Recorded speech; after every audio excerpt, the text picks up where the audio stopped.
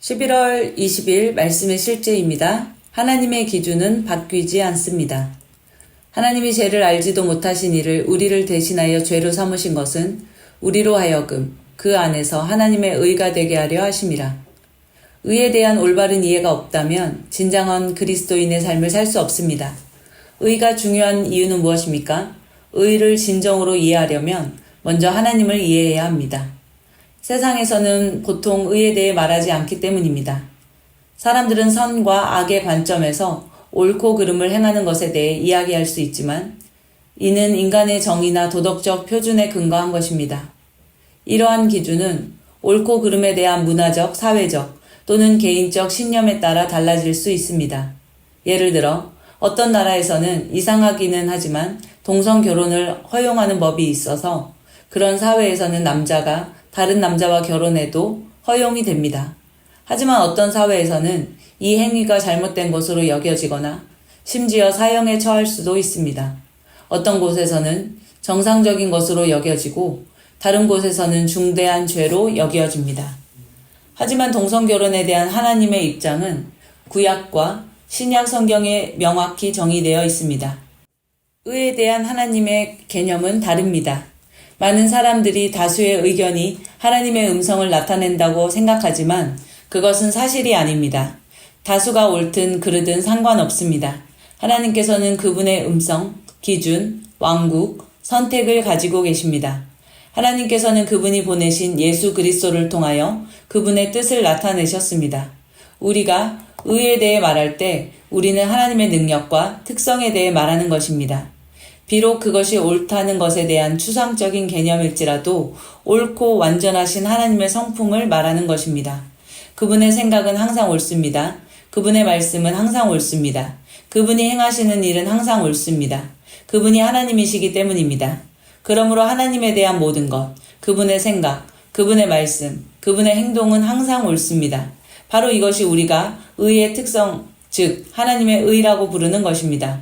그러므로 의를 이해하는 것은 하나님이 어떤 분이신지 이해하는 것입니다. 이는 하나님의 기준은 변하지 않으며 사람의 의견이나 사회적 규범에 따라 달라지지 않음을 인식하는 것입니다.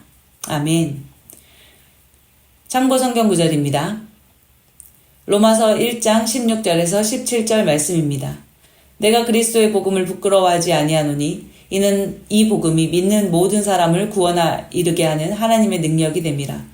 첫째는 유대인에게요 또한 헬레인에게로다.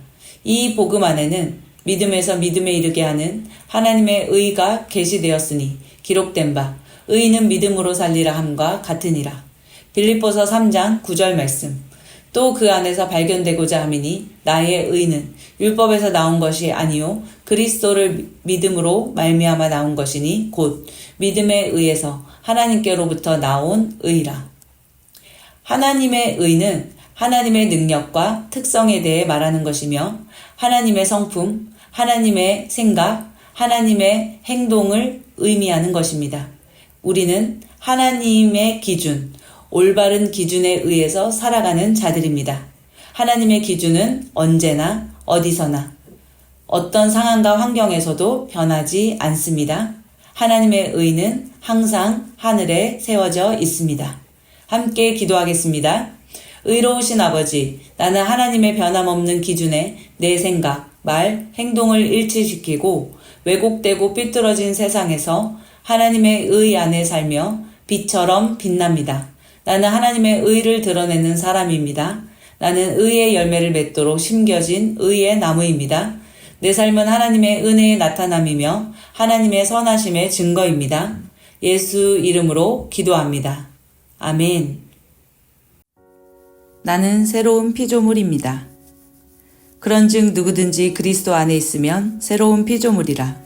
이전 것은 지나갔으니 보라 새 것이 되었도다. 너희가 거듭난 것은 썩어질 씨로 된 것이 아니요 썩지 아니할 씨로 된 것이니 살아있고 항상 있는 하나님의 말씀으로 되었느니라. 그가 그 피조물 중에 우리로 한 첫 열매가 되게 하시려고 자기의 뜻을 따라 진리의 말씀으로 우리를 낳으셨느니라. 내가 그리스도와 함께 십자가에 못 박혔나니 그런즉 이제는 내가 사는 것이 아니요 오직 내 안에 그리스도께서 사시는 것이라. 이제 내가 육체 가운데 사는 것은 나를 사랑하사 나를 위하여 자기 자신을 버리신 하나님의 아들을 믿는 믿음 안에서 사는 것이라. 너희가 다 믿음으로 말미암아 그리스도 예수 안에서 하나님의 아들이 되었으니 누구든지 그리스도와 합하기 위하여 침례를 받은 자는 그리스도로 옷 입었느니라. 그가 우리를 흑암의 권세에서 건져내사 그의 사랑의 아들의 나라로 옮기셨으니 한 사람의 범죄로 말미암아 사망이 그 한 사람을 통하여 왕노릇하였은즉 더욱 은혜와 의의 선물을 넘치게 받는 자들은 한 분 예수 그리스도를 통하여 생명 안에서 왕노릇하리로다. 그러므로 우리가 낙심하지 아니하노니 우리의 겉사람은 낡아지나 우리의 속사람은 날로 새로워지도다. 나는 예수님을 영접함으로 하늘나라로부터 거듭났습니다. 예수님께서 나를 흑암의 나라에서 건져내셔서 사랑의 아들의 나라로 옮기셨습니다. 나의 옛사람은 그리스도와 함께 못 박혔고 나는 그리스도와 함께 새롭게 태어나 그리스도 예수 안에서 함께 하늘에 앉았습니다. 예수님의 권세는 바로 내 권세입니다.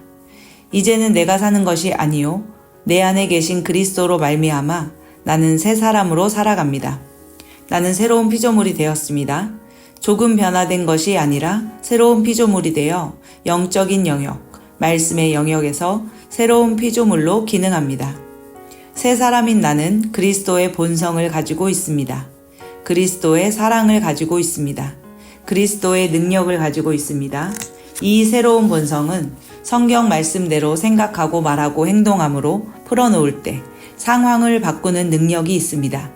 나는 이제 이 세상의 환경이나 사건들을 바라보며 실망하지 않고 하나님의 말씀의 법칙대로 생각하고 말하고 살아가면서 예수 그리스도로 말미암아 생명 안에서 왕노릇합니다. 나는 낙심하지 않습니다. 겉사람은 낡아지나 속사람은 날로 새로워져 영광에서 영광으로 능력 위에 능력으로 변화되어 가고 있기 때문입니다. 나는 하나님의 생명과 본성으로 거듭난 새로운 피조물입니다.